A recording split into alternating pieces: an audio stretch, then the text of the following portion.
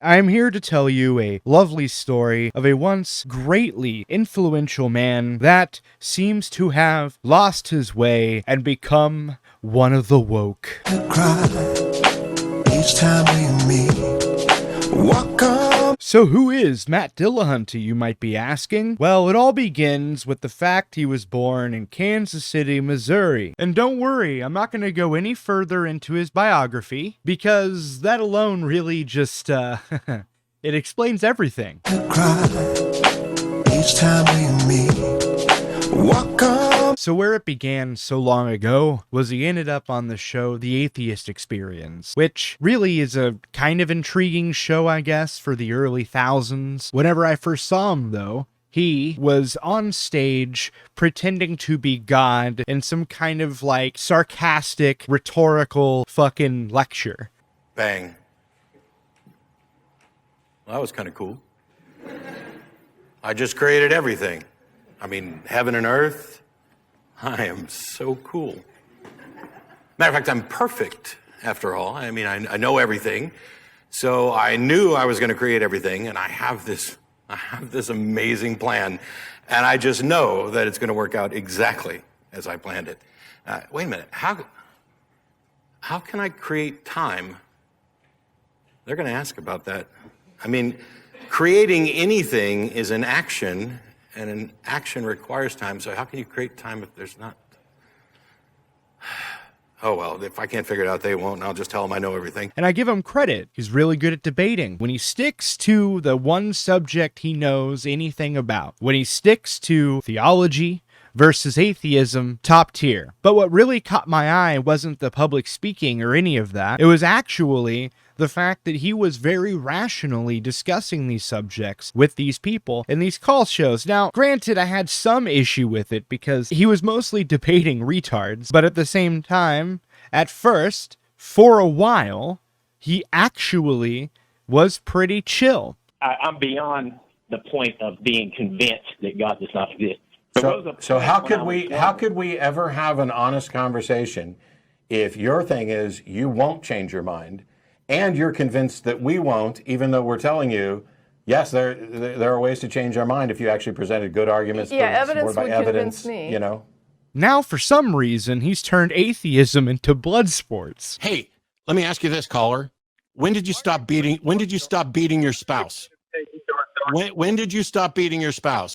You idiot. I just read you your definition back to you. Of course you can go with it. It's not a definition. Hey, let me define the caller. It's somebody maybe we're not quite sure. So caller, are you going to ask me the questions that prove that God exists, or are you here to suck my dick to try to get me to pay attention to your soy boy friend Darth? But credit where credit is due. Matt Dillahunty is one of the grandfathers of this internet movement, and you can't take that away from him. You can just take away literally everything else. Cry each time we meet.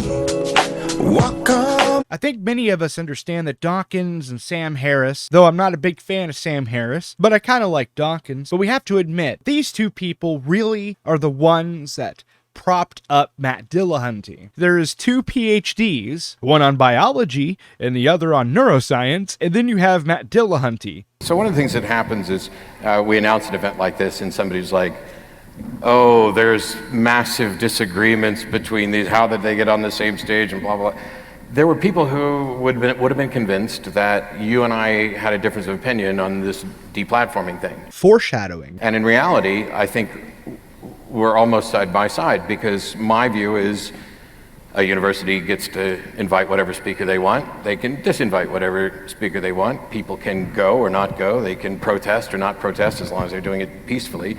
It's when they dishonestly go about trying to deplatform somebody. So it's the method that they're using to shut someone down is what I object to, more than people exercising their right to listen or attend an event.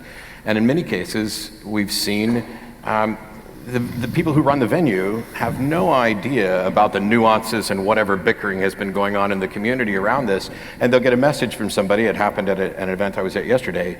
Oh, you're putting this group, women, in danger by having this speaker here. And as the owners of a venue who have to listen and have to have insurance, this is a tactic that works to get speakers removed when it actually has nothing to do with the content of what they're saying or a fair representation of the conversation that might have been. Now that you've heard what he just said, it becomes very clear that this is a bit of a double standard, or maybe he just changed his mind in the last 3 years. I don't really know. But what I do know is what he just said should apply in the present as well as apply in the past, meaning that cancel culture typically is also retroactive. You're not just canceling people from talking on stage, you are perhaps removing people's rewards. Like Dawkins's humanism award thing he got 25 years ago. You know, that same award that Dawkins just got taken away from him like a month ago for writing this on Twitter. Now, isn't that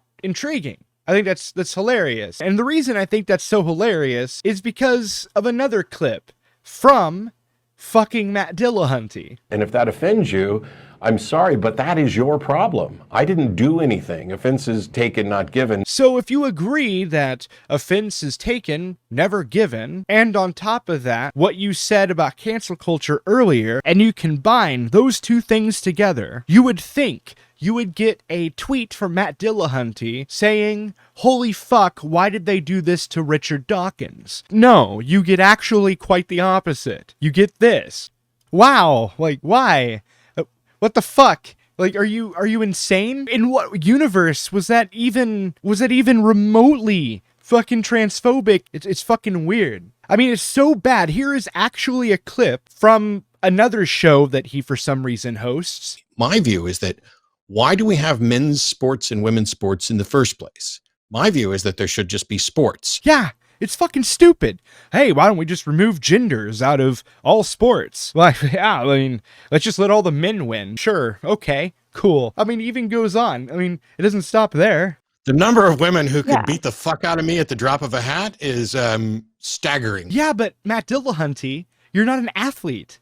So what, women can beat the shit out of you? I mean, that's great. But again, you're not an athlete. We're talking about athletes here. We're talking about sports. And in that context, if you have men versus women with no gender separation fighting each other or going against each other in a sport, and you're like, well, you know, the best one will win, it'll always be men. And then watch the fallout as everybody complains that there's not enough equity in sports. And then so you'll have like some dude beat the shit out of a woman. And then what'll happen is, well, because not enough women won that year, they're gonna take the title away from the dude that just beat the shit out of her and give it to her even though she lost, you know, because equity. And I don't give a fuck about sports. Yeah, you clearly don't give a shit. Cry each time we meet.